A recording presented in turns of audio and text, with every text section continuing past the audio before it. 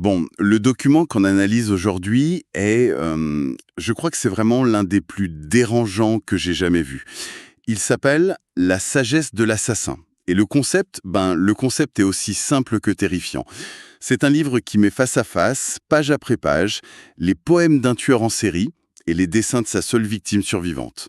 Un garçon qui avait 6 ans au moment des faits. Hmm. Rien que l'objet et le fait de le feuilleter, ça met déjà mal à l'aise. Oui, et le contexte, en fait, la note de l'éditeur le décrit, mais avec une sobriété clinique. C'est très factuel. Très.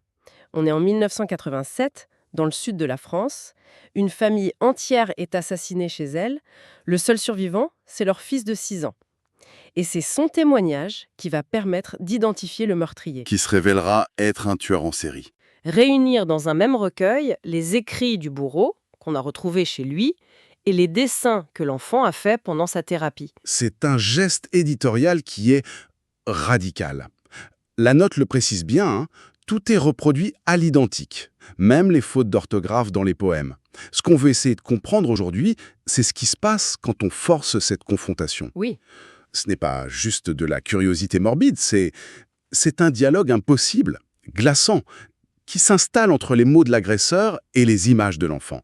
Qu'est-ce que ça peut bien révéler sur le trauma et sur la tentative de l'esprit humain, même le plus pervers, de donner un sens à l'horreur absolue? C'est vraiment la question centrale. En fait, ce livre, c'est une sorte de scène de crime éditoriale. C'est une bonne image, ça. Il nous force à entrer dans une proximité entre deux consciences qui n'auraient jamais dû se rencontrer comme ça. Et c'est cette tension permanente, presque insupportable, qu'on va essayer de déplier. Le premier impact, il est purement physique, je trouve. Ah oui. On tourne une page, on a un dessin d'enfant. Des bonhommes faits de ronds et de bâtons, des couleurs, une écriture maladroite. L'innocence brute. Et la page suivante, c'est un texte dactylographié, froid, un poème d'une noirceur totale, rempli de violence conceptuelle et de prétentions philosophiques. La collision est d'une brutalité. Inouï! On passe de l'un à l'autre en un clin d'œil. Oui, et ce qui est psychologiquement très fort, c'est que les deux s'influencent. Ils se contaminent mutuellement. Sans les dessins, les poèmes, on pourrait les lire comme les délires narcissiques d'un esprit malade, quelque chose d'abstrait. Une sorte de mauvaise littérature? C'est ça. Mais avec les dessins juste à côté, chaque mot, chaque métaphore du tueur est brutalement ramené à sa conséquence, la souffrance d'un enfant. Donc les dessins ne sont pas des illustrations, ils sont un ancrage dans le réel. Ils sont la preuve qui vient démasquer la grandiloquence des mots du tueur et qui la révèle pour ce qu'elle est, la justification d'une boucherie. Prenons un exemple concret, c'est toujours plus parlant. Il y a ce dessin, avec la légende « Maman », écrite en capitale un peu tremblante. On voit une figure féminine, toute simple, et juste à côté, un couteau, dessiné avec une certaine précision d'ailleurs. Ouais, on le voit bien. Et quelques pages plus loin, on tombe sur ce vers du tueur. « Guirlande d'intestins, parfume et égaye les amis ». L'association entre le mot « guirlande » et ce dessin de maman avec le couteau, c'est physiquement difficile à encaisser. Vous mettez le doigt sur un point essentiel. Le poème seul, c'est une provocation intellectuelle. Le dessin seul est le témoignage tragique d'un enfant. Mais les deux ensemble, ça crée une troisième chose. Une image mentale? Une image mentale insupportable. La guirlande du poète devient l'intérieur du corps de la maman de l'enfant. Le livre nous force à faire cette connexion. Et c'est la même chose avec un autre dessin, celui avec la légende « Petit Sylvain, mon frère ». Ah oui, celui où le personnage est... Il est complètement disloqué, comme un pantin cassé. Les membres partent dans tous les sens, c'est un cauchemar.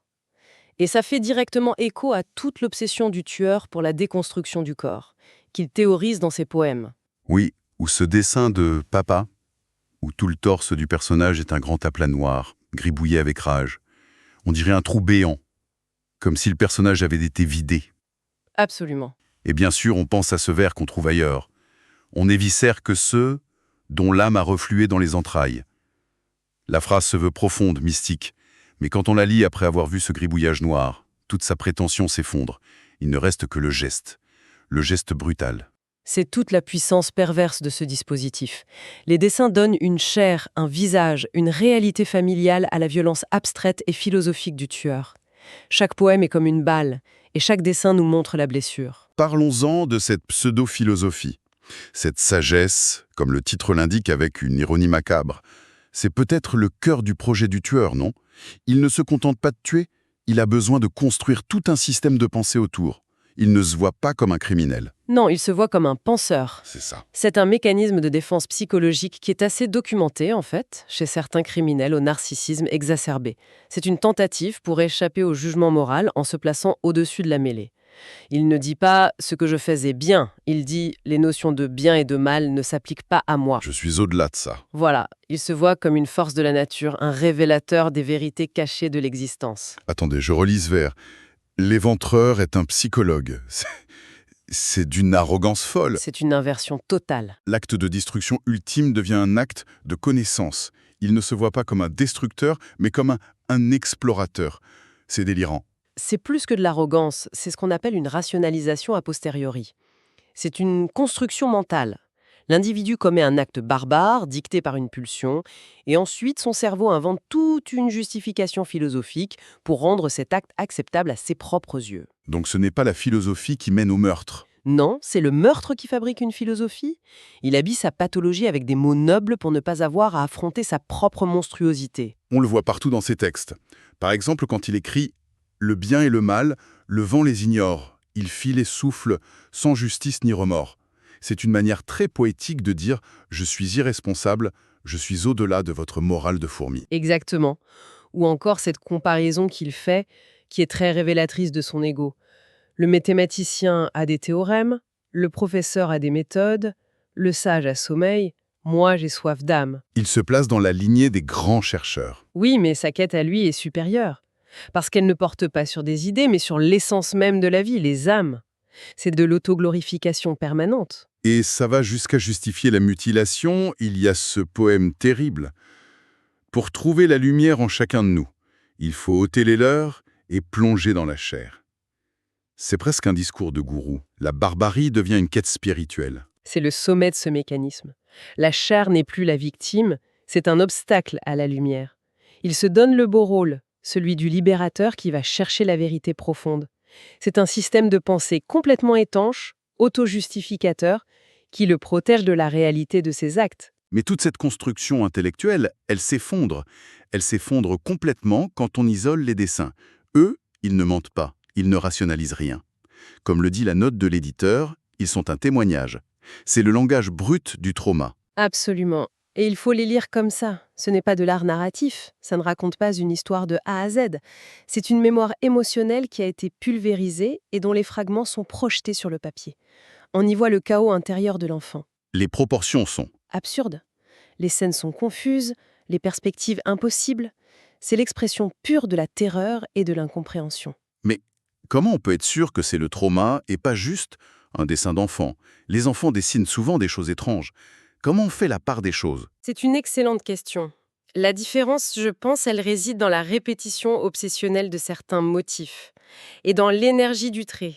On voit revenir sans cesse les visages qui hurlent, les yeux exorbités ou au contraire violemment griffonnés, comme pour effacer le regard. Pour ne plus voir. Pour ne plus voir. On voit les couteaux, le feu, et surtout les corps fragmentés. Un enfant peut dessiner un monstre imaginaire, mais ici c'est son frère, son père, sa mère qui sont démembrés, brûlés. La violence s'applique à des figures d'attachement réelles. L'énergie du trait aussi est parlante. On sent la pression du crayon, la frénésie. Ce n'est pas le geste appliqué d'un enfant qui dessine tranquillement. C'est vrai que certains dessins sont presque des scènes. Il y en a un qui semble se passer dans une chambre. On devine un lit et une immense silhouette noire menaçante debout à côté. C'est très simple, mais la charge d'angoisse est énorme. On a l'impression de voir la scène à travers les yeux de l'enfant. Et il y en a un autre, encore plus explicite, qui montre une figure en train d'embrûler une autre, au-dessus d'une troisième qui gît au sol. Le feu est partout. Et puis, au fil du recueil, on voit que la représentation elle-même se délite. L'un des derniers dessins n'est presque plus figuratif. C'est un visage qui n'est qu'un tourbillon de gribouillis noirs, une spirale de rage, avec une bouche grande ouverte dans un cri silencieux. Celui-là est terrible. On sent que le langage, même celui du dessin, n'arrive plus à contenir l'horreur. Il ne reste que le geste, la trace de l'émotion brute. Exactement. C'est la limite de la représentation. Quand le trauma est trop intense, l'image se brise. Ce n'est plus un témoignage, c'est le trauma lui-même à l'état pur, sur la page. Et c'est là que le geste de la doctoresse Neyman-Cohen devient à la fois génial et monstrueux. En les mettant ensemble, elle ne fait pas que juxtaposer. Elle force une conversation qui n'a jamais eu lieu. Oui, Et c'est peut-être ça le plus dérangeant dans ce livre. Les poèmes semblent légender les dessins, et les dessins semblent illustrer les poèmes. c'est un dialogue impossible, mais imposé. Et ça crée une intimité posthume qui est profondément malsaine. On a l'impression d'entrer dans la psyché commune du bourreau et de la victime. C'est ça. Les mots du tueur viennent donner une voix à l'horreur muette des dessins. On peut se demander si ça ne vient pas la contaminer, ou si au contraire, ça ne vient pas la démasquer. Il y a des échos qui sont trop précis pour être des coïncidences. Le tueur écrit « Quelqu'un habite parfois mes yeux. Il y plante les graines de la cécité. » Et on regarde les dessins de l'enfant, où les yeux des personnages sont si souvent vides, ou exorbités, ou rayés rageusement. C'est comme si le poème donnait la clé de lecture. Exactement. Une clé de lecture psychanalytique des gribouillis de l'enfant. C'est vertigineux. Ou ce vers, qui pourrait être la préface du livre entier. Le tueur écrit, en parlant de lui à la troisième personne, « Dans l'œil des enfants, le dérangeant reflet d'un innocent psychopathe. » La lucidité est terrifiante. Terrifiante, il est conscient de l'image qu'il renvoie, il se voit à travers le regard de sa victime et il s'en délecte, c'est le narcissisme absolu. Mais il y a un poème qui va encore plus loin, et c'est peut-être le plus troublant de tous. Le tueur écrit, comme s'il se plaignait. « Pourquoi violez-vous mes fantaisies, ô tueur en série, pour agir? Pourquoi user de mes innocentes mains ?» Dans le contexte de ce livre, cette question, on ne l'entend pas posée par le tueur. Non, On l'entend posée par l'enfant. C'est comme si le tueur volait les mots de sa victime, comme s'il paraît à sa place. C'est une usurpation. c'est une colonisation de la parole de l'autre. C'est l'appropriation ultime. Même après avoir détruit sa famille, il s'approprie sa voix, sa plainte. Il s'enfiltre dans sa conscience et formule la question que l'enfant ne peut pas poser. On n'est plus dans le dialogue, on est dans la possession. Et le livre nous fait entrer dans cette boucle psychique infernale où les frontières entre le bourreau et la victime deviennent poreuses. Et c'est insupportable. Alors si on essaie de prendre un peu de recul, c'est un voyage éprouvant. On est parti d'un choc visuel, cette collision entre l'innocence et l'horreur. On a exploré la psychologie tordue du tueur, cette philosophie qu'il se construit pour... Pour justifier l'injustifiable. C'est ça. Puis on a plongé dans le témoignage silencieux et fragmenté de l'enfant, ce langage du trauma. Et tout ça nous a mené à cette conversation monstrueuse, artificielle, créée par le livre. Et si on relie tous ces points, on en revient forcément au geste de départ, celui de la doctoresse.